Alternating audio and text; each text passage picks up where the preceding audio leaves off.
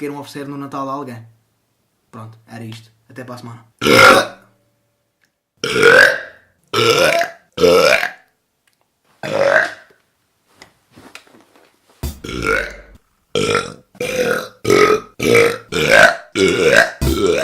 Para uma noite fantástica de stand-up comedy, dia 27 de outubro.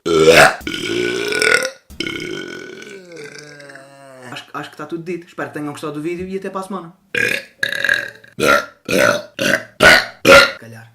Pronto, era só isso. Fiquem bem. Como é que é, meus putos? Com vocês é... Window!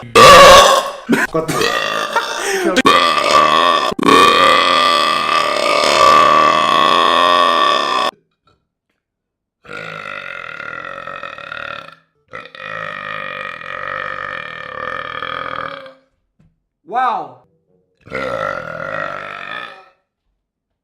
Ai, meu Deus! Será que com esse pó eu consigo contar o alfabeto inteiro? Ah, quase. Cheguei no R. Do Galáctico. Bom, pessoal. Meu, esse refrigerante azul super... Amargo. Ah, não agora! Ultimamente os meus amigos têm me julgado mais do que o normal quando eu arroto. Então qual que é o problema de ficar feliz com um arrotão? Amigos, fala. Mas a questão é que tem lugares que eu sei que eu posso fazer do jeito certo. Arroto é amor, eu vou ter que ir um pouco mais além e desconstruir também o pensamento de mamãe.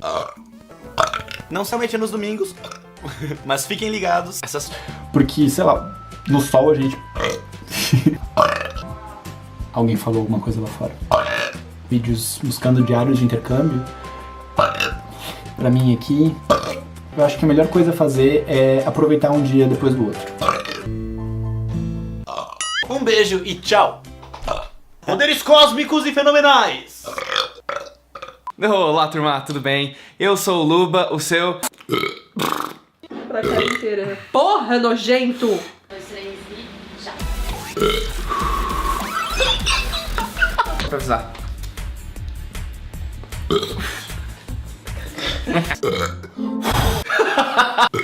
Desculpa.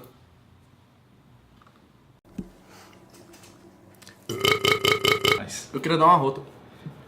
Só pra ter aquela edição lá fora.